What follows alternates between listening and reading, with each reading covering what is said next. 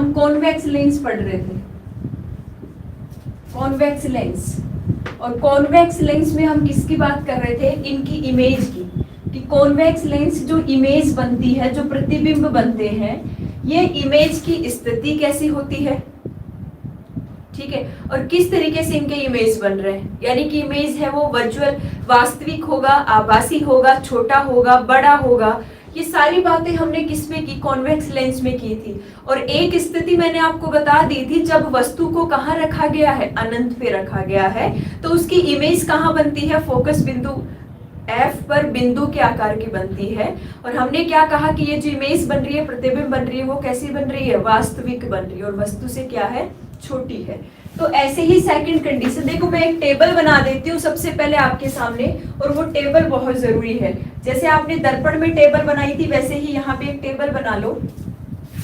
एक तरफ आप लिख लो वस्तु की स्थिति, क्योंकि अगर आपको डायग्राम बनाना नहीं आता तो कोई दिक्कत नहीं है, आपको टेबल याद होनी चाहिए, वस्तु की स्थिति, और एक तरफ आप लिख लेंगे प्रतिबिंब की स्थिति, प्रतिबिंब की स्थिति, कि वस्तु को कहाँ रखें, कि उसका प्रतिबिंब कहाँ बनना चाहिए। ये टेबल आपके लिए, आपको पता है ऐसी टेबल हमने मिरर में भी बनाई थी, दर्पण में भी बनाई थी। तो चलो सबसे पहले हमने वस्तु को कहाँ रखा, जल्दी बोलो, अनंत पर। फिर हम दूसरी कंडीशन में वस्तु को कहाँ रखेंगे, C1 या 2F1 से परे या फिर बाहर। तीसरी स्थिति में हम कहाँ रखेंगे वस्तु को, C1 पर, यानी वक्र का केंद्र पर। चौथी स्थिति में हम वस्तु को C1 व F1 के मध्य रखेंगे, ठीक है। और पांचवी स्थिति में हम वस्तु को कहाँ रखेंगे, F1 पर रखेंगे। कहाँ रखेंगे, F1 पर रखेंगे, ठीक है। वो इसमें क्या दिक्कत हो गई, चलो अब वस्तु को जब अनंत पे रखा जाता है तो इसका प्रतिबिंब कहाँ बनता है, फोकस बिंदु पर। आप क्या लिख लेंगे, फोकस बिंदु, और फोकस बिंदु के लिए आप क्या लिख दो, F2 पर। जब वस्तु C1 और 2F1 के मध्य होती है तो इसका प्रतिबिंब इमेज कहाँ बनेगी, आप क्या कहेंगे, वस्तु जब C1 और 2F1 के मध्य है तो प्रतिबिंब बनेगा यहाँ पे आपका 2F2 से बाहर, 2F2 से बाहर। बना के बता दूंगी, जब वस्तु C1 पर है तो प्रतिबिंब कहाँ बनेगा, C2 पर। जब वस्तु C1 और F1 पर है, सॉरी यहाँ, हाँ चलो ठीक है, जब वस्तु C1 और F1 के मध्य है, C1 और F1 के मध्य है तो प्रतिबिंब कहाँ बनेगा, कुछ उल्टा हो गया क्या, F1 पे है तो प्रतिबिंब कहाँ बनेगा, अनंत पर बनेगा, अनंत पर बनेगा। और जब वस्तु C1 और F1 के मध्य है तो प्रतिबिंब बनेगा 2F1 से बाहर। हाँ ये उल्टा हो गया, C1 और 2F1 से परे है तो F1 पर 2F1 के मध्य, 2F1 के मध्य, और ये प्रतिबिंब बनेगा यहाँ आपके 2F2 से बाहर। ये 5 कंडीशन है। देखो कंफ्यूज होने की जरूरत नहीं है, आपको कंफ्यूज होने की जरूरत नहीं है। यहाँ पे देखो बना के देख सकते हैं हम, ऐसे आप कंफ्यूज हो भी सकते हो, जैसे मुझे भी अभी कंफ्यूजन हो गया, F1 2F1 F1 2F1 ऐसे चलता है तो हम कंफ्यूज हो जाते हैं ना। चलो सबसे पहले अनंत वाली स्थिति हमने देख ली थी कि जब वस्तु को अनंत पे रखा गया है तो प्रतिबिंब कहाँ बनेगा, फोकस बिंदु F2 पर बनेगा। लेकिन जब वस्तु को C1 और 2F1 से परे रखा गया है, देखो ये हमारे पास में उत्तल लेंस है, ठीक है, ये उत्तल लेंस से मुख्य अक्ष गुजर रही है, ये इसका हो गया F1 और ये इसका हो गया 2F1, या फिर आप इसको C1 भी लिख सकते हैं। ये इसका हो गया F2 और ये इसका क्या हो गया 2F2, या फिर आप इसको क्या बोल सकते हैं, C2 भी बोल सकते हैं। हमने वस्तु को 2F1 या फिर C1 से बाहर रखा है, यानी मैंने वस्तु को यहाँ रख दिया। यहाँ पे क्या रखी गई है, वस्तु रखी गई है।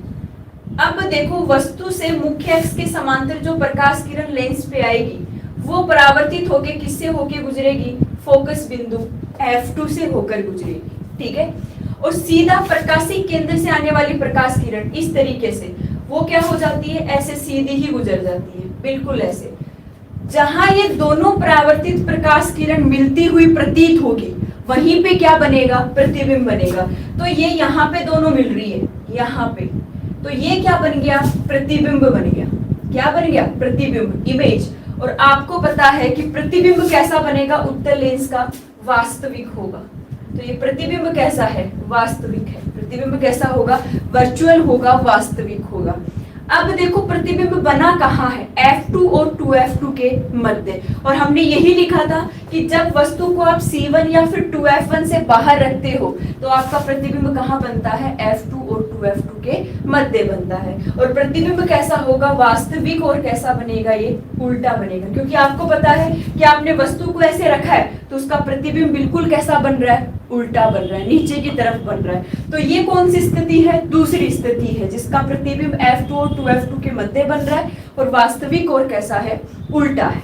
अब देखो तीसरी कंडीशन। तीसरी कंडीशन तो आपको पता ही होगी कि वस्तु को आप वक्रता केंद्र पे रखते हैं तो उसका प्रतिबिंब भी कहाँ बनता है, वक्रता केंद्र पे ही बनता है। अब C1 पे रखेंगे तो प्रतिबिंब कहाँ बनेगा, C2 पे बनेगा, लेकिन बन तो वक्रता केंद्र पे ही रहा है। ऐसी ही बात हमने दर्पण पे की थी। तो देखो सेम सिचुएशन, ये आपके पास में एक उत्तल लेंस है, ये प्रकाशीय केंद्र O हो गया और इससे एक मुख्य अक्ष गुजर रही है, ठीक है।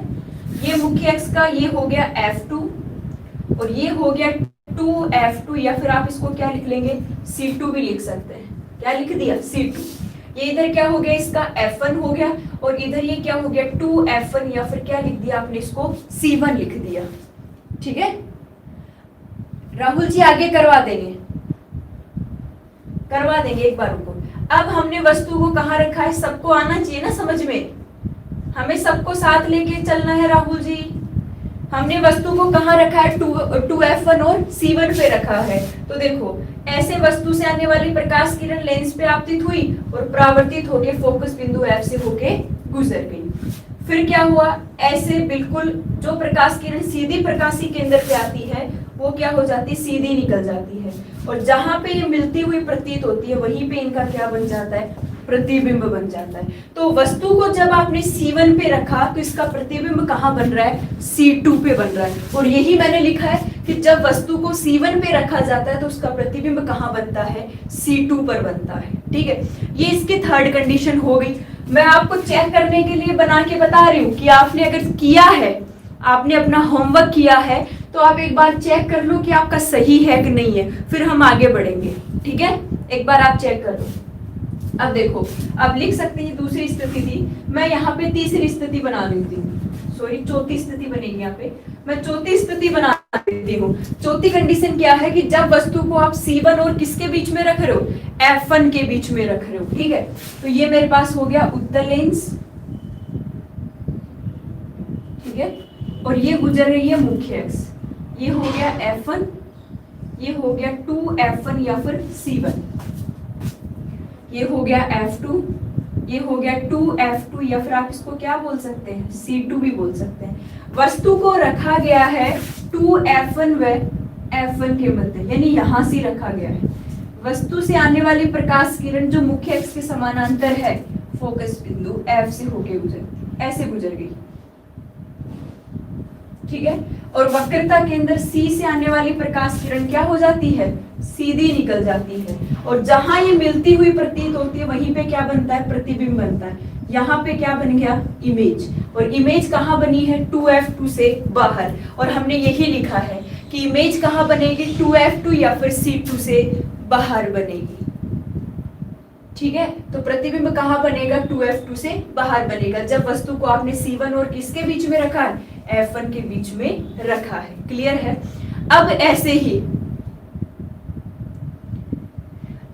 ही क्या कर रहे हैं आप, वस्तु को कहां रख रहे हैं,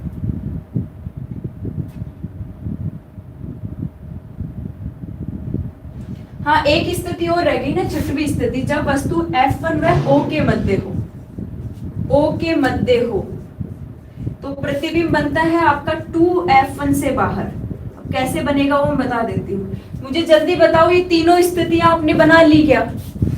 अगर आपने तीनों स्थितियां बना ली है तो मैं मिटा देती हूँ इनको, बताओ जल्दी बताओ, समझ में आ गई सभी को कैसे बनानी है?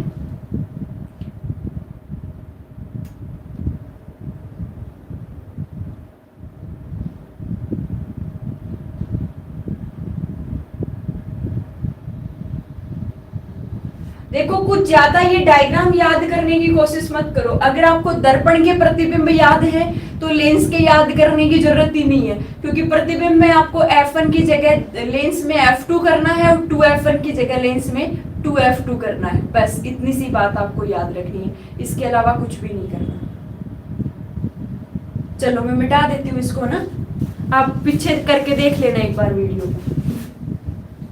ये हमने 3 इमेज की तो बात कर ली है, मतलब टोटल 4 बना ली है, 2 इमेज और बना ली है हमें। फिर हम लेंस सूत्र की बात करते हैं और लेंस के आवर्धन की बात करते हैं और लेंस की शक्ति की बात करते हैं, पावर ऑफ लेंस। ठीक है, चलो अब आपको कौन सी कंडीशन पे काम करना है? 5वीं कंडीशन पे, कि जब वस्तु को कहाँ रखा गया है? F1 पर। तो देखो सामने ये कौन सी स्थिति बना रही हूं मैं? 5वीं स्थिति। आप अपने मन में कोशिश करो एक बार कि कैसे बनेगा, कल्पना करो। ये आपका क्या हो गया? उत्तल लेंस। ये बीचों बीच से क्या गुजर रही है? मुख्य एक्स। ये इसका क्या हो गया? F1 और ये इसका क्या हो गया? 2F1। ये क्या हो गया? F2 और ये क्या हो गया? 2F2। C1 C2 आप समझ जाएंगे। ये क्या हो गया? C1 हो गया और ये क्या हो गया? C2 हो गया। अब हमने वस्तु को कहाँ रखा है? हमने वस्तु को F1 पे रखा है। ये मैंने वस्तु को कहाँ रख दिया? F1 पर रख दिया। अब देखो, वस्तु से मुख्य एक्स के समांतर आने वाली प्रकाश किरण लेंस से परावर्तित होके फोकस बिंदु F से होके गुजर जाती है। ठीक है, इसके बाद प्रकाशिक केंद्र O से आने वाली प्रकाश किरण बिल्कुल क्या निकल जाती है? सीधी ही निकल जाती है। अब आप मुझे एक बात बताओ, जब इनको हम आगे तक बढ़ाएंगे इस तरीके से, तो एक स्थिति ऐसी आएगी कि वहां हमें ये मिलती हुई प्रतीत होगी, होगा कि नहीं होगा?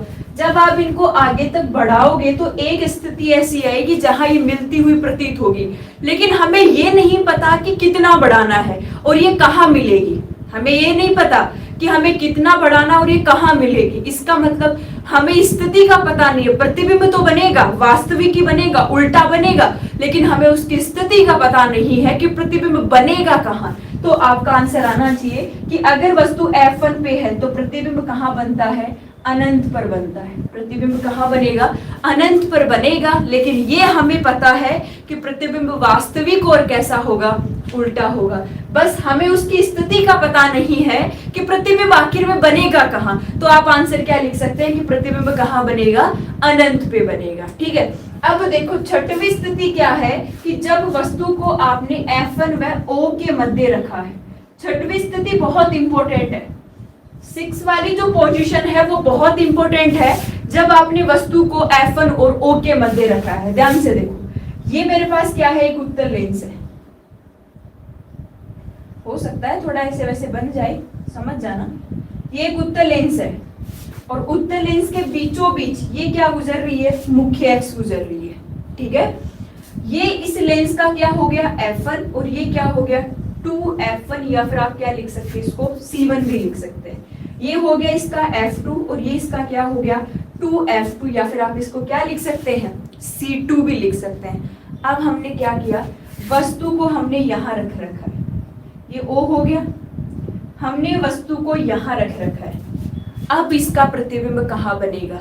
एक बात ध्यान रख लेना, सबसे ज्यादा जो स्थिति पूछी जाती है वो 6 वाली कंडीशन पूछी जाती है आपसे सबसे ज्यादा। ठीक है, अब देखो, इस वस्तु से जो प्रकाश किरण मुख्य एक्स के समांतर आ रही थी, ऐसे आई और परावर्तित हो गई। किससे होके गुजरी? फोकस बिंदु F2 से। इसके बाद इस तरीके से O से आने वाली प्रकाश किरण सीधी ऐसी जाएगी। अब मुझे एक बात बताओ, कहीं आपको ये लग रहा है कि ये दोनों प्रकाश किरण कहीं मिलेगी?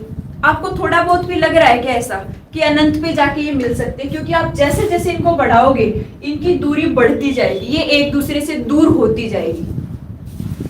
ठीक है, तो आप क्या कहेंगे कि जब इन प्रकाश किरणों को जो परावर्तित हुई है इनको आगे बढ़ाया जाएगा तो ये कहीं मिलती हुई प्रतीत नहीं हो रही। तो हम क्या करेंगे? इसका आभासी प्रतिबिंब बना सकते हैं। और आभासी प्रतिबिंब कैसे बनाएंगे? हम इनको क्या कर सकते हैं? ऐसे पीछे बढ़ा सकते हैं। आप इन दोनों परावर्तित प्रकाश किरणों को क्या करो? ऐसे पीछे बढ़ाओ, ये यहां से ये ऐसे। देखो जब इनको पीछे बढ़ाओगे तब जरूरी है एक दूसरे से क्या हो जाएगी, मिलती हुई प्रतीत हो रही है, ठीक है। और ये मिलती हुई जो प्रतीत होती है वो 2FN से बाहर होती है। देखो यहाँ तो जगह नहीं है, मैं एक बार मिटा देती हूँ, फिर से बढ़ाती हूँ इनको।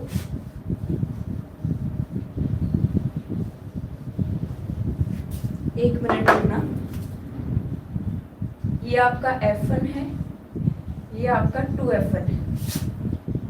यहां से बढ़ाया आपने इसको इस तरीके से, और ये मिलती हुई क्या होगी, आपको प्रतीत होगी इस तरीके से। और यहाँ पे क्या बनेगा, इसका इमेज बनेगा, प्रतिबिंब। मुझे ये बताओ कि वस्तु आपने इतनी सी रखी थी और इसका जो इमेज बन रहा है, प्रतिबिंब बन रहा है, वो कितना बड़ा बन रहा है। तो एक स्थिति ऐसी आती है जहां पे जो इमेज है, प्रतिबिंब है, वो कैसा बनता है, आभासी बनता है। और आपको पता है सीधा है कि नहीं है, वस्तु को भी आपने ऐसे रखा था और इसका प्रतिबिंब भी कैसा बन रहा है, बिल्कुल सीधा बन रहा है। तो प्रतिबिंब कैसा हो गया, आभासी व सीधा। और आप क्या लिख सकते हैं, आवर्धित, मैग्नीफाइड। आप क्या लिख सकते हैं, मैग्नीफाइड या फिर आवर्धित। इसका मतलब क्या है कि प्रतिबिंब वस्तु से बहुत बड़ा होता है। ये जो छठवीं स्थिति होती है जिसमें वस्तु को आप F और O के मध्य रखते हो, यहाँ जो प्रतिबिंब बनता है वो क्या बनेगा, वस्तु से आवर्धित बनेगा, वस्तु से बड़ा बनेगा। तो ये 6 की 6 कंडीशन हमने समझ ली है। अब जल्दी से बताओ, कंप्लीट आपको समझ में आई? तो हम लेंस सूत्र की अब बात करते हैं।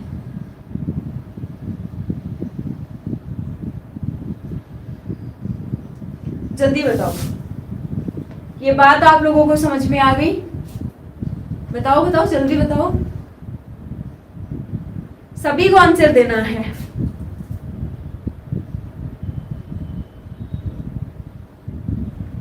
कुलदीप राजे, गाय हमेशा कॉफी खा जाती है आपकी यार, कैसे चलेगा इसे? गाय को समझाओ।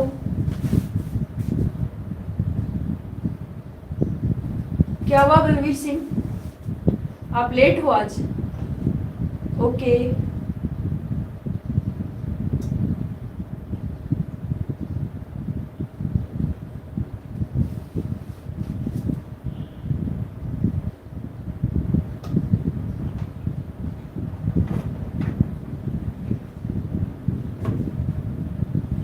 चलो ठीक है, समझ में आ गया, चले आगे।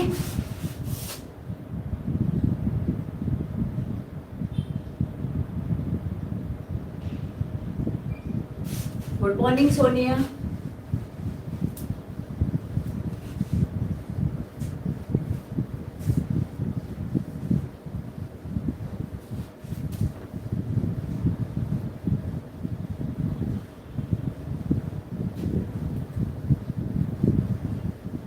चलो अब आप हेडिंग लिखेंगे लेंस फॉर्मूला, लेंस सूत्र।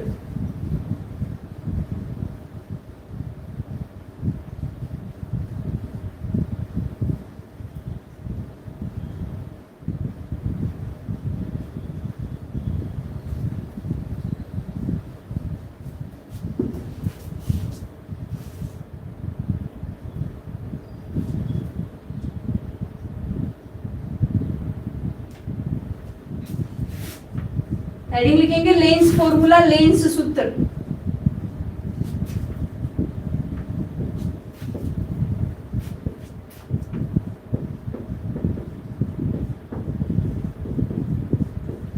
लेंस फॉर्मूला, लेंस सूत्र लिखो, जल्दी हेडिंग लिखो। बिल्कुल बिल्कुल सही है यदुवंशी, बिल्कुल राहुल जी, ठीक है आपका आंसर। देखो लेंस फॉर्मूला क्या होता है, सबसे पहले आपने मिरर फॉर्मूला क्या लिखा था, 1/f is equal to 1/v plus 1/u लिखा था ना। ये मिरर फॉर्मूला आपने क्या लिखा था, 1/f is equal to 1/v plus 1/u। ये क्या लिखा था आपने, मिरर फॉर्मूला लिखा था। लेकिन लेंस फॉर्मूले में क्या आ जाता है, केवल एक माइनस का साइन आ जाएगा। तो आप इसको तो भूल जाओ एक बार के लिए, क्योंकि मिरर हम यहाँ नहीं पढ़ रहे। तो लेंस फॉर्मूला आपको लिखना है 1/f is equal to 1/v minus 1/u। ये क्या हो गया, लेंस फॉर्मूला हो गया। लेंस फॉर्मूला क्या हो गया, 1/f is equal to 1/v minus 1/u। अब जल्दी से मुझे एक सवाल करके दिखाएंगे, जल्दी से। देखिए सबसे पहले आंसर कौन देगा, ऐसे क्वेश्चंस मैंने मिरर में आपको करवा दिए हैं, लेकिन फिर भी मैं यहाँ करवा देती हूँ। आपके पास एक कॉन्वेक्स लेंस है, आपके पास एक कॉन्वेक्स लेंस है, एक उत्तल लेंस है। आपके पास में क्या है? एक उत्तल लेंस है, ठीक है। और इस उत्तल लेंस की मुख्य अक्ष से वस्तु को, यानी यू दे रखा है आपको 30 सेंटीमीटर। वस्तु को कितनी दूरी पे रखा गया है? 30 सेंटीमीटर पे रखा गया है। तो उसका प्रतिबिंब है वो 60 सेंटीमीटर दूरी पर बनता है। तो इस लेंस की फोकस दूरी का मान बताओ। बिल्कुल सिंपल सवाल है। सबसे पहला बिल्कुल सिंपल सवाल, जल्दी से आंसर दो। जो चेट नहीं कर पा रहे, कुछ बच्चे ऐसे हैं जो चेट नहीं कर पा रहे और आंसर कर भी लेते हैं, तो अच्छी बात है, वेरी गुड। आप निकालो, अपने आप पे कॉन्फिडेंस रखो, कोई बात नहीं आप चेट नहीं कर पा रहे तो। रमेश योगी बता रहे हैं 20, बलवीर सिंह जी 1/60, गोविंद कौर जी बता रहे हैं 2, राहुल मैटोरिया 120, सॉरी 1/20, अविनाश कुमार जी बता रहे -60। अलग अलग आंसर कैसे आ रहे हैं तुम्हारे? किसी के 1/60, किसी के 20, किसी के 2, किसी के 1/20। रमेश योगी जी का आपकी बार 50 भी आंसर है। सानवी चौधरी जी 20। अच्छा, बताओ जल्दी बताओ। बिल्कुल सिंपल सवाल है, कुछ डिफिकल्ट ऐसे ही सवाल आपसे पूछे जाते हैं। सोनिया जोशी 60, कुलदीप राजक 20 सेंटीमीटर, बलवीर सिंह शेखावत -160 सेंटीमीटर। चलो देख लो सामने, आपके पास फॉर्मूला सामने लिखा हुआ है और आपको f का मान निकालना है, जहां v का मान भी दिया हुआ है, u का मान भी दिया हुआ है। एक बात मैंने शुरू से बता दी थी कि इनको सोल्व करने के लिए सबसे पहले आप चिन्ह परिपाटी पे जाया करो। देखो हमारे पास लेंस कौन सा है? उत्तल लेंस। मैंने क्या कहा था? उत्तल लेंस और उत्तल दर्पण की सभी दूरियां धनात्मक होती है, केवल किसको छोड़ के? वस्तु की दूरी को छोड़ के, यू को छोड़ के। कहा था ना, उत्तल लेंस हो चाहे उत्तल दर्पण हो, सभी दूरियां धनात्मक होती है केवल यू को छोड़कर।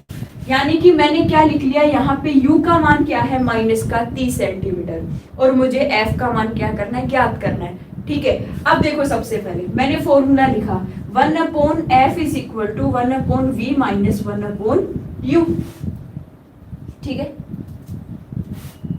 अब देखो 1/f का मान निकालना है, तो 1/f = 1/v का मान कितना दिया है आपको? 60 सेंटीमीटर। प्लस में रखना है माइनस 1/u का मान कितना है? -30 है। क्लियर है इतना? माइनस माइनस क्या हो जाएगा? प्लस हो जाएगा, क्योंकि माइनस माइनस गुणा होके क्या बनाता है? प्लस। लिख लेना, माइनस गुणा माइनस क्या बनता है? माइनस। प्लस गुणा प्लस क्या बनता है? प्लस बनता है। और प्लस गुणा माइनस क्या बनता है? माइनस बनता है। और माइनस गुणा प्लस भी क्या बनता है? माइनस बनता है। ये चीज आप लिख लेना, मुझे लगता है इसी की वजह से गलती होती है, ठीक है। तो माइनस माइनस क्या हो जाएगा? प्लस। तो 1/60 प्लस कितना हो गया? 1/30 हो गया। अब आप एलसीएम कितना लोगे? यहाँ से 60 ले लिया, 60 का भाग 60 में एक बार, 1 को 1 से गुणा किया 1, प्लस 30 का भाग 60 में 2 बार, कितना हो गया? 2, यानी कितना आ गया? 3/60। ये कितना हो गया? 1/20। तो आपको 1/f का मान कितना मिला? 1/20 मिला, 1/20 सेंटीमीटर। तो केवल f का मान कितना आ गया? 20 सेंटीमीटर। और वैल्यू किस में आएगी? प्लस में आएगी। सानवी का ठीक था, योगी जी का भी ठीक है, यदुवंशी ठीक है, ठीक है। तो बस आपको ऐसे ही सिंपल क्वेश्चन था, ये तो बिल्कुल सिंपल था, ज्यादा कुछ लफड़े वाली बात ही नहीं थी।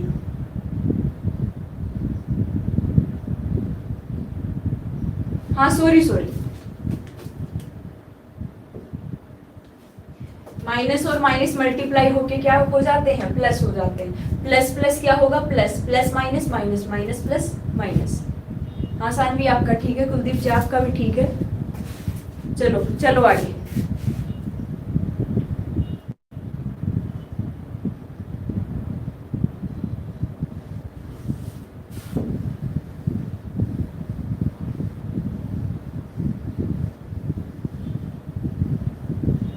चलो दूसरा सवाल करके दिखाओ, एक और करके बता दो, फिर ऐसे मान लो कि ज्यादा कुछ हार्ड पूछे नहीं जाएंगे आपसे।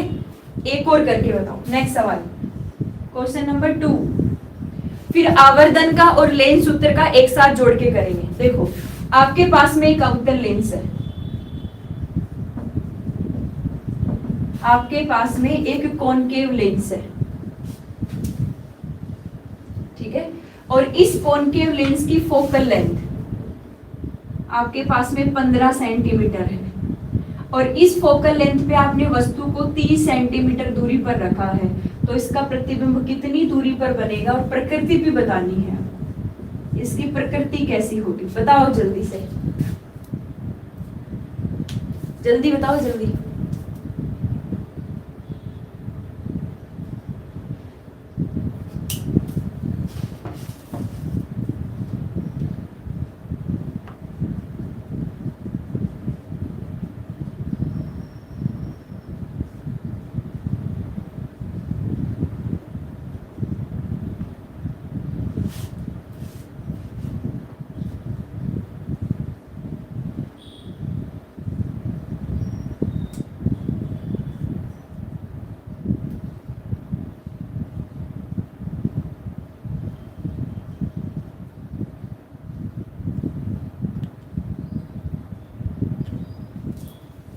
-1/3, 30 करो, जल्दी करो,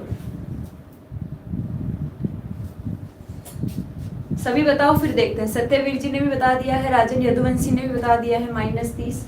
चलो चेक करेंगे एक बार, सब आंसर निकालो।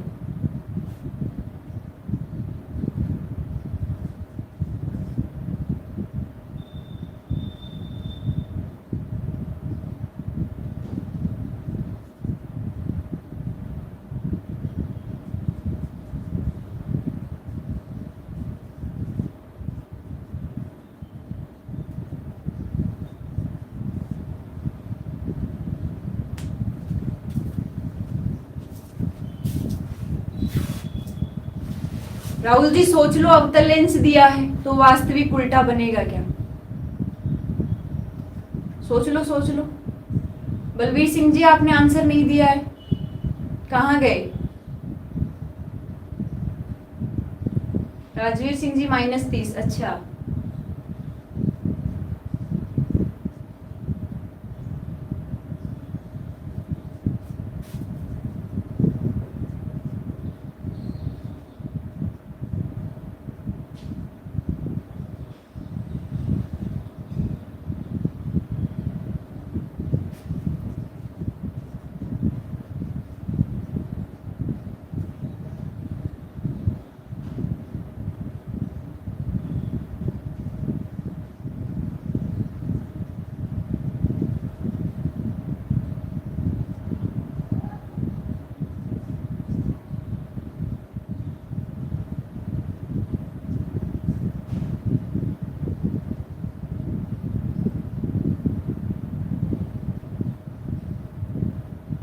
कोई बात नहीं राहुल जी, कोई बात नहीं।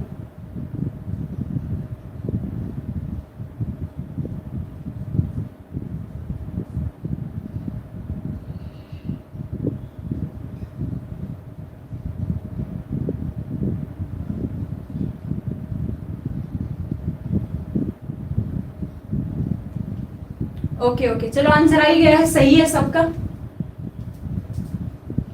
कर लोगे ऐसे सवाल? आंसर आपका माइनस में आएगा। यहाँ एफ भी आपको माइनस में लेनी है, यू भी किस में लेनी है? माइनस में लेनी है।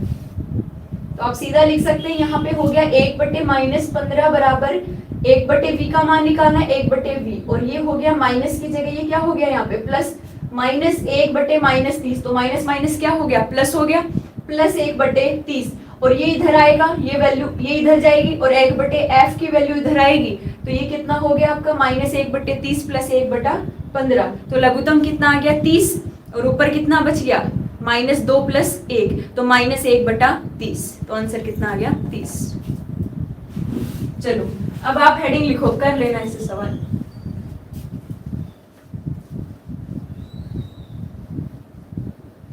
अब आप हेडिंग लिखो, लेंस का आवर्धन, magnification of lens, magnification of lens.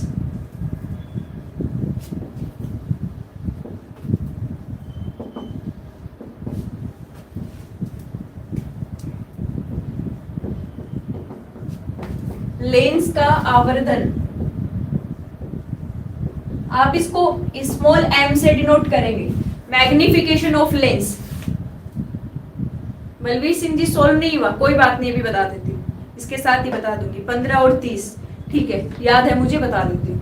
Magnification of lens, lens का आवर्धन जिसको हम किससे लिखते हैं, स्मॉल m से लिखेंगे। किससे लिखेंगे, स्मॉल m से लिखेंगे। अब देखो मैग्निफिकेशन का मतलब क्या है कि जो लेंस है, लेंस से जो प्रतिबिंब बन रहा है, जो इमेज बन रही है, वो वस्तु से कितनी बड़ी बन रही है, आवर्तित बन रही है या फिर वस्तु से छोटी बन रही है, उसके लिए हमें उसका क्या निकालना पड़ेगा, मैग्निफिकेशन निकालना पड़ेगा, आवर्धन निकालना पड़ेगा। जैसे हमने दर्पण में मैग्निफिकेशन निकाला था, सेम वैसे ही हम किस में निकालेंगे, लेंस में निकालेंगे। एक बार मैं रिवाइज करती हूँ, हमने मिरर में क्या लिखा था, m बराबर, अगर आपको याद है तो h डैश अपॉन h बराबर माइनस b अपॉन u। क्या ऐसा एक फॉर्मूला लिखा था, किसमें, मिरर में। तो सेम आपको कुछ नहीं करना, यहाँ माइनस की जगह क्या करना है, प्लस करना है, किसमें, लेंस में। ठीक है, तो देखो ध्यान से, लेंस का आवर्धन क्या लिखेंगे आप, आवर्धन बराबर m बराबर होता है प्रतिबिंब की लंबाई बटे वस्तु की स्थिति, या फिर आप लिख सकते हैं सीधा प्रतिबिंब की ऊंचाई बटे height of image upon height of object बटे बिंब की ऊंचाई या वस्तु की ऊंचाई। ठीक है, और प्रतिबिंब की ऊंचाई को हम किससे लिखते हैं, h डैश से, और बिंब की ऊंचाई को किससे लिखते हैं, h से। तो फॉर्मूला बन गया m is equal to h dash upon h। या फिर आप क्या लिख सकते हैं, m बराबर, यहाँ प्रतिबिंब की दूरी को आप किससे लिखेंगे, v से, और वस्तु की दूरी को किससे लिखेंगे आप, u से। तो दोनों एक ही बात है, तो आप दोनों को मिला के क्या लिख सकते हैं, m बराबर h dash upon h is equal to v upon u। इतना याद रखना है, मिरर में यहाँ माइनस आता है, जबकि लेंस में क्या आ जाएगा, प्लस आ जाएगा। मिरर में माइनस आता है, जबकि लेंस में क्या आ जाएगा, प्लस आ जाएगा। तो m आवर्धन बराबर क्या होता है, मैग्निफिकेशन बराबर प्रतिबिंब की ऊंचाई बटे वस्तु की ऊंचाई। तो प्रतिबिंब की ऊंचाई को हम किससे लिखते हैं, s डैश से लिखते हैं। ठीक है, और आप वस्तु की ऊंचाई को किससे लिखते हैं, h से लिखते हैं, तो h डैश अपॉन h। या फिर आप क्या लिख सकते हैं, यहाँ पे प्रतिबिंब की दूरी भी लिख सकते हैं। तो प्रतिबिंब की दूरी क्या थी, v थी, और वस्तु की दूरी क्या होती है, u। तो मैंने क्या लिख लिया, m is equal to v upon u। तो आवर्धन क्या हो गया, m बराबर h dash upon h is equal to v upon u। जैसे एक सवाल हमने लिखा था, हम उसका आवर्धन निकाल के देखते हैं। ठीक है, उसका आवर्धन कितना आता है कि उसका जो प्रतिबिंब है वो कितना बड़ा बनेगा। जैसे अभी हमने लिखा था कि एक लेंस है जिससे वस्तु को, u को 30 सेंटीमीटर पे रखा गया है। ठीक है, और लेंस आपका उत्तल, एक बार तुलना करना, आपका लेंस कौन सा है, उत्तल लेंस है, और वस्तु को 30 सेंटीमीटर पे रखा है, तो उसका प्रतिबिंब कितनी दूरी पर बनता है, 60 सेंटीमीटर दूरी पर बनता है। तो इसका आवर्धन आप निकाल सकते हैं, क्या निकाल सकते हैं, इसका मैग्निफिकेशन निकाल सकते हैं। कहां से निकाल दोगे, m बराबर क्या हो गया, v अपॉन u हो गया। ध्यान से देखो, उत्तल लेंस है तो v का मान तो कैसा आएगा, पॉजिटिव, और u का मान कैसा आएगा, नेगेटिव। तो मैंने क्या रख दिया, m is equal to v का मान कितना हो गया 60, और u का मान कितना हो गया माइनस का 30। ये कितना हो गया, 3 दूनी 6।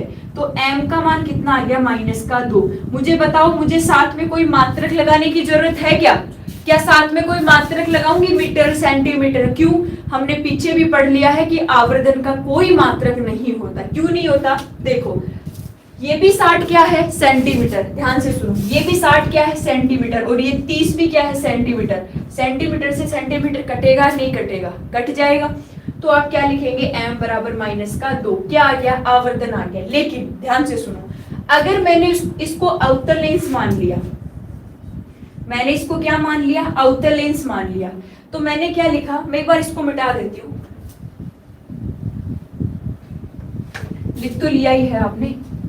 ठीक है, अब मेरे पास क्या है, एक अवतल लेंस है, एक कॉनकेव लेंस है, ये हो गया अवतल लेंस। और मैंने क्या लिखा कि अवतल लेंस की मुख्य अक्ष पर वस्तु को रखा गया है 30 सेंटीमीटर पे, और प्रतिबिंब बना है 60 सेंटीमीटर पे। तो मेरे को इसका आवर्धन ज्ञात करना है, m ज्ञात करना है। तो कैसे ज्ञात करेंगे, अगर अवतल लेंस आता है तो सभी दूरियां कैसी होती है, ऋणात्मक होती है। तो मैंने पहले क्या लिख दिया, नेगेटिव लिख दिया। अब देखो मेरे सामने m बराबर क्या हो गया, यहाँ पे v अपॉन u, आपको पॉजिटिव में लेना है। तो m बराबर v कितना हो गया आपका माइनस का 60 और u कितना हो गया माइनस का 30, माइनस माइनस क्या हो गए प्लस, 30 दूनी 60, कितना आ गया 2 आ गया। तो डिफरेंस देखो, अगर आपने उत्तल लेंस काम में लिया है तो आवर्तन कैसा होगा, ऋणात्मक होगा।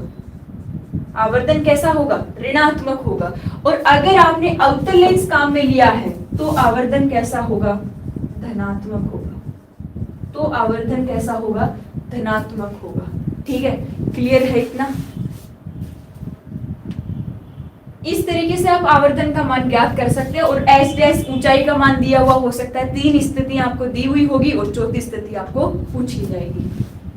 ठीक है, यहाँ आंसर कितना आएगा आपका, प्लस का 2 आएगा। और जब आपने उत्तल लेंस को काम में लिया है तो आपका आंसर कितना आ रहा है, माइनस का 2 आ रहा है। ठीक है, अब एक सवाल करके दिखा दो आवर्तन से। ये हो गया, अब आप आवर्तन से एक सवाल करके दिखा दो मुझे जल्दी से।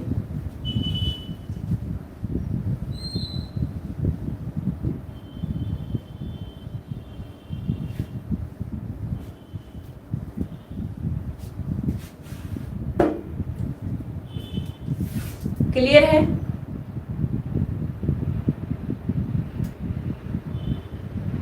एक सवाल करके दिखाओ मुझे। ठीक है, एक उत्तल लेंस आपके सामने, मैं डायग्राम से पूछ लेती हूँ। एक उत्तल लेंस है, ये F1, ये 2F1, या फिर आप इसको क्या बोल सकते हैं, C1। ठीक है, आपके पास जो वक्रता त्रिज्या है इस लेंस की, जो वक्रता त्रिज्या है वो आपको दी हुई है 60 सेंटीमीटर। इस लेंस की वक्रता त्रिज्या का मान कितना है, 60 सेंटीमीटर। आपने वस्तु को कहाँ रखा है, 2F1 पे रखा है। यहाँ पे आपकी क्या रखी हुई है, वस्तु। अब आपको ही पता होना चाहिए डायग्राम के अकॉर्डिंग कि जब वस्तु को हमने 2F1 रखा है तो उसका प्रतिबिंब कहाँ बनेगा। आपको ही पता होना चाहिए कि उसका प्रतिबिंब कहाँ बनेगा। ठीक है, और ये जो वस्तु आपके सामने दी हुई है, इस वस्तु की जो ऊंचाई है, हाइट है, ये मैंने दे रखी है 10 सेंटीमीटर। हाइट कितनी है, 10 सेंटीमीटर। तो जो इमेज बनेगी, जो प्रतिबिंब बनेगा, इसकी ऊंचाई क्या होगी, इसकी हाइट एच डैश का मान आपको बताना है। बता दो, देखिए जल्दी से, इसकी एच डैश का मान आपको बताना है। टाइम तो लगना ही नहीं चाहिए। इसकी एच डैश का मान आपको बताना है। आपने क्या देखा, राहुल जी बता रहे हैं 10। जल्दी आंसर आना चाहिए। ये एक उत्तल लेंस है, प्लस माइनस का भी ध्यान रखना। ये एक उत्तल लेंस है, वस्तु को आपने 2F1 पे रख रखा है और वस्तु कितनी ऊंची है, 10 सेंटीमीटर की ऊंचाई पे ऊंचाई की है। और वस्तु को जब 2F1 पे रखा गया और आपको इसकी वक्रता त्रिज्या दे रखी है 60 सेंटीमीटर, तो आपको पता होना चाहिए कि इसकी इमेज कहाँ बनेगी। और जहां इसकी इमेज बनेगी और वहां उसकी एच डैश का मान भी आपको क्या होना चाहिए, पता होना चाहिए।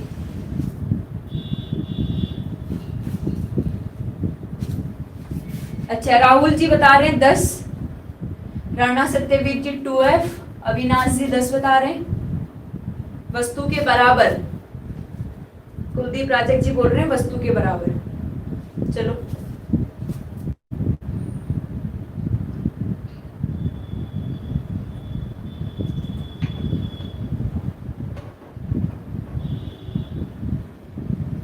दीपक ने भी आंसर दिया है आपकी बार तो 10। दीपक समझ में तो आ रहा है तुझे? चलो यार, सोचने की जरूरत नहीं थी।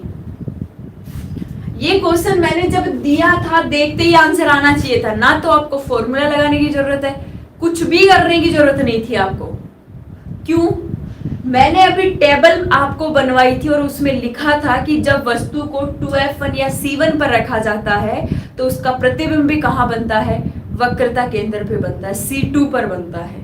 तो आपको पता है कि जितनी वस्तु होती है वस्तु के बराबर ही क्या बनता है, प्रतिबिंब बनता है। क्योंकि मैंने दर्पण में भी आपको समझाया था और लेंस में भी बताया कि एक ही स्थिति ऐसी होती है जहां पे प्रतिबिंब वस्तु के बराबर बनता है।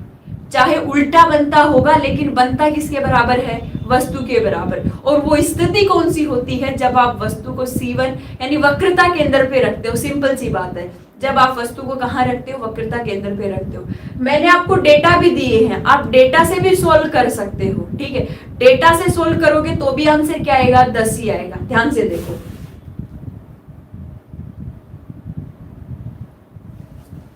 देखो जब वस्तु को हमने 2f1 पे रख रखा है, ये वस्तु से प्रकाश किरण आई, ठीक है, हमने अभी पढ़ा था, ये f1 हो गया और ये क्या हो गया 2f, ये f2 हो गया, ये 2f2 या फिर c2 हो गया। कहां से हो गया पूछ रहेगी, f2 से, और सीधा प्रकाशिक केंद्र पे आने वाली इस तरीके से। प्रतिबिंब कहाँ बनेगा, 2f2 या फिर c2 पर। जितनी बड़ी वस्तु है उसी के बराबर की क्या बनेगा, प्रतिबिंब बनेगा। तो वस्तु कितनी थी, 10 सेंटीमीटर की, तो सिंपल सी बात है प्रतिबिंब भी कितनी सेंटीमीटर का बनेगा, 10 सेंटीमीटर का बनेगा। ये तो थी हमारी मेंटेलिटी चेक करने की कि हमारा माइंड है, हमारा आईक्यू कितना काम करता है। क्योंकि अगर मैंने जैसे ही सवाल दिया आपके दिमाग में आ जाना चाहिए था कि वस्तु को 2f पे रखा है, और अगर 2f पे रखा गया है तो प्रतिबिंब कहाँ बनेगा, 2f पे ही बनेगा। उल्टा बनेगा, 2f2 पे या फिर c2 पे बनेगा। लेकिन हमें इतना पता है कि जितनी वस्तु रखोगे, जितनी बड़ी आपने वस्तु रखी, उतना ही बड़ा क्या बनेगा, प्रतिबिंब बनेगा। चाहे प्रतिबिंब उल्टा बनेगा लेकिन बनेगा उतना ही बड़ा। तो सेम सीधा आंसर था, अगर मैंने यहाँ 10 सेंटीमीटर बोला, इतने में तो आंसर आ जाना चाहिए था कि इमेज भी कितनी बनेगी, 10 सेंटीमीटर की। और अगर किसी को डाउट है तो सोल्व भी कर सकते। सोल्व कैसे करेगा, देखो आपने फॉर्मूला लिख लिया, S dash upon S is equal to V upon U, लिख लिया, ठीक है। एस डैश का मान आपको निकालना है, एच का मान 10 सेंटीमीटर है, आपको पता है उत्तल लेंस है, ठीक है। तो उत्तल लेंस के लिए v का मान धनात्मक होता है, u का मान कैसा हो गया, ऋणात्मक। एक बार धनात्मक ऋणात्मक को भूल जाओ। v कितनी दूरी पे बनेगा, आपको पता है कि अगर वक्रता त्रिज्या 60 सेंटीमीटर है, यानी यहां से यहां तक की दूरी कितनी है, 60 सेंटीमीटर। यानी वस्तु को अगर 60 सेंटीमीटर दूरी पर रखा है तो उसका प्रतिबिंब कितनी दूरी पर बनेगा, 60 सेंटीमीटर की दूरी पर बनेगा, ठीक है। क्योंकि ये यहाँ से यहाँ तक 2f1 है, तो ये यहाँ से यहाँ तक 2f2 है। अगर ये दूरी 60 सेंटीमीटर है तो ये दूरी भी कितनी होगी, 60 सेंटीमीटर। तो मैंने क्या लिख दिया, एस डैश बटे 10 बराबर 60 बटे 60। 60 बटे 60 कितना रह गया, 1। तो एस डैश बटे 10 बराबर कितना हो गया, 1।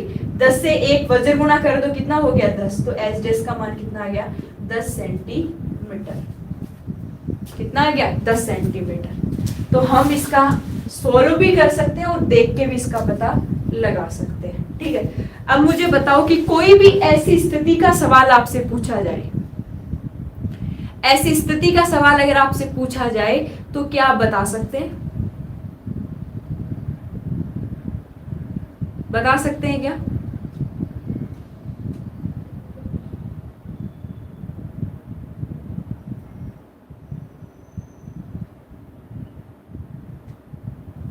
ठीक है, चलो अब आप हेडिंग लिखेंगे लेंस की शक्ति।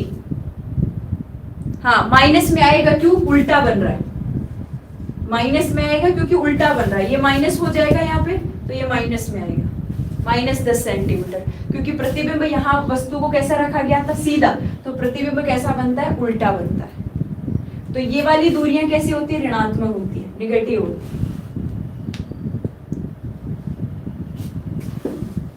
मुझे लगता है इतनी क्लासें होने के बाद आपको ये समझ में आने लग गया है कि सवाल कैसे करने हैं।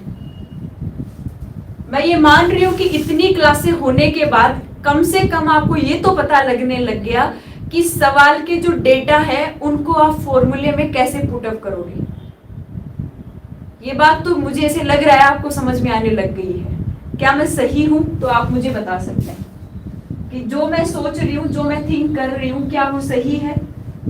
कि इतनी क्लासें फिजिक्स की होने के बाद कम से कम हमें ये पता लगने लग गया कि हमें क्वेश्चंस के जो डेटाज हैं वो कैसे रखने हैं।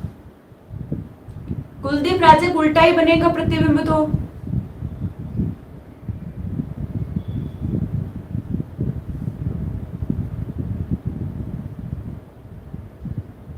ओके प्रवीण जी, दीपक जी, मतलब शुरू में क्या होता है कि जब आपको जैसे पहली क्लास और आपको न्यूमेरिकल करवाए जाते हैं तो आपके दिमाग में क्या होता है, हमने बहुत दिनों से छोड़े हुए होते हैं, तो हम क्या करते हैं, हम ये नहीं पता लगा सकते कि डेटा को फॉर्मूले में कैसे रखना है या फिर हमें आंसर कैसे। जैसे आपने कई बार नोटिस किया होगा कि मैथ्स में आपके साथ क्या होता है कि आपको फॉर्मूला भी पता है, और आपको डेटा भी पता है।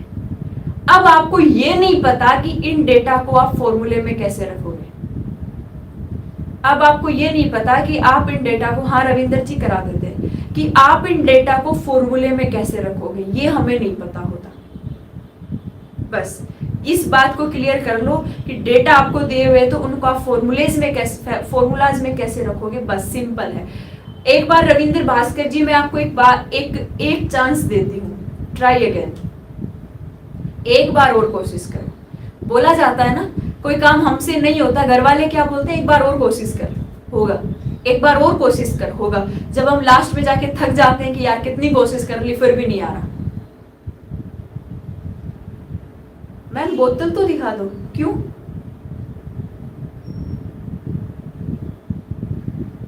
पीडीएफ देखो, आपके circulatory system, nerve system, digestive system और ग्लैंड्स, एंडोक्राइन सिस्टम, ठीक है। रविंद्र भास्कर जी 10 आ रहा है, ओके चेक करती हूँ मैं। 10 आ गया ना आपके, ठीक है, आप उस 10 को बनाए रखो। दिखा दूंगी रमेश योगी, रुक जा। आप उस 10 को बनाए रखो, अभी चेक कर लेंगे।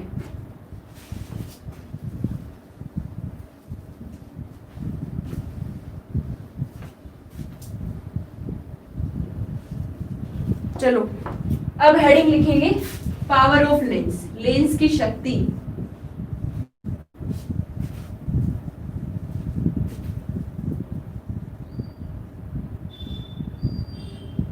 पावर ऑफ लेंस, लेंस की शक्ति।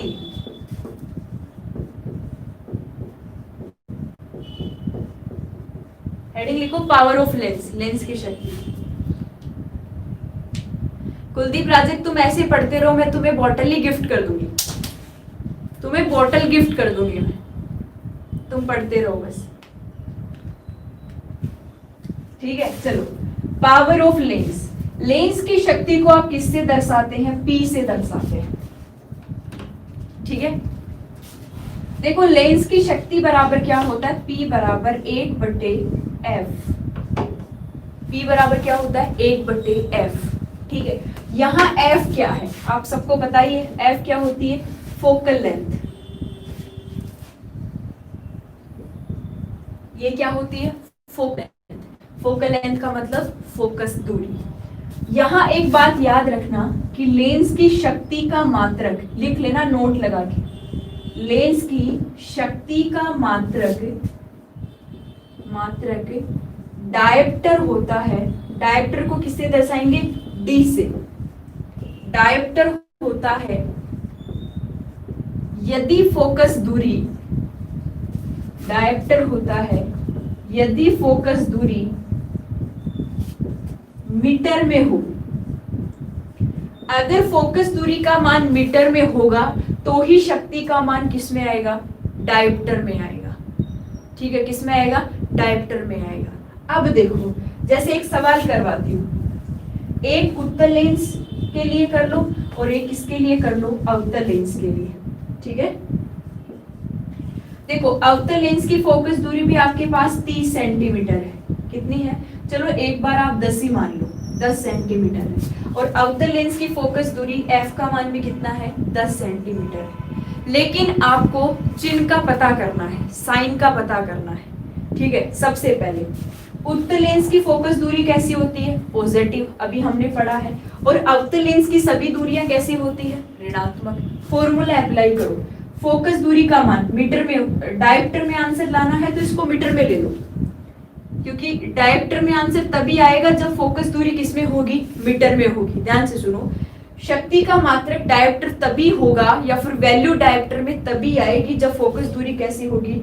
मीटर में होगी, ठीक है। अब फॉर्मूला देखो, P बराबर 1/f, 1/10 किसका है? प्लस का, ठीक है। तो आंसर कितना आ गया? 1/10 डायप्टर लिख सकते हैं या फिर आप प्लस 0.1 डायप्टर भी लिख सकते हैं। यानी एक बात हमें समझ में आ गई कि उत्तल लेंस की जो शक्ति होती है वो कैसी होती है? धनात्मक होती है। ध्यान से सुनो, यानी एक बात आपको समझ में आ गई, उत्तल लेंस की जो शक्ति होती है वो कैसी होती है? धनात्मक, क्योंकि फोकस दूरी कैसी होती है? धनात्मक। उत्तल लेंस की फोकस दूरी कैसी होती है, धनात्मक, तो उसकी शक्ति का मान भी कैसा हो गया, धनात्मक हो गया। अब अवतल लेंस पे आओ, P बराबर 1/f माइनस 1/10, तो मैं इसको क्या लिख दूंगी, माइनस 1/10 डायप्टर, या फिर इसको क्या लिखा जा सकता है, माइनस 0.1 डायप्टर। तो यहाँ से ये बात भी क्लियर होगी कि अवतल लेंस है तो अवतल लेंस की फोकस दूरी ऋणात्मक होती है, तो उसकी शक्ति का मान भी कैसा होगा, ऋणात्मक होगा। ऐप पर जाओगे राहुल जी, बायोलॉजी खोलोगे, और बायोलॉजी के अंदर जैसे पहली क्लास खोली आपने ब्लड वाली, तो उसके पास में एक सिंबल बना हुआ है पीडीएफ नोट्स का, जब उस पे आप क्लिक करोगे तो आपको नोट्स मिल जाएंगे। ठीक है, चलो, तो उत्तल लेंस की फोकस दूरी धनात्मक होती है, पॉजिटिव होती है, तो शक्ति भी कैसी हो गई, पॉजिटिव हो गई। और अवतल लेंस की फोकस दूरी ऋणात्मक होती है, तो शक्ति भी कैसी हो गई, ऋणात्मक हो गई। अब हमारे पास टाइम की कमी है, तो जल्दी से एक सवाल करके दिखा दो मुझे, जल्दी से देखती हूँ बात किस किस को समझ में आई है। चलो एक सवाल करके दिखाएंगे। एक अवतल लेंस, एक सवाल करेंगे आप, एक अवतल लेंस, आपके पास में एक अवतल लेंस है, यानी इंग्लिश मीडियम वाले बच्चे क्या समझेंगे, आपके पास में एक कॉनकेव लेंस है। कौन सा लेंस है, एक कॉनकेव लेंस है। ठीक है, क्या हुआ बलवीर सिंह, ओके बताते हैं। एक अवतल लेंस है, कॉनकेव लेंस है, इस लेंस की फोकस दूरी आपको दी हुई है 20 सेंटीमीटर, तो मुझे शक्ति का मान डायप्टर में बताओ, तो शक्ति का मान डायप्टर में बताओ, जल्दी से, डू फास्ट, बताओ जल्दी बताओ, तो शक्ति का मान डायप्टर में बताओ, बताओ जल्दी बताओ। 0.20 डायप्टर, -5 डायप्टर, योगी जी, योगी जी बता रहे -5 डायप्टर, राणा सत्यवीर जी भी 5 डायप्टर बता रहे हैं, बलवीर सिंह जी भी -5 डायप्टर बता रहे हैं। ओके योगी, चलो और भी स्टूडेंट आप भी बताओ सारे।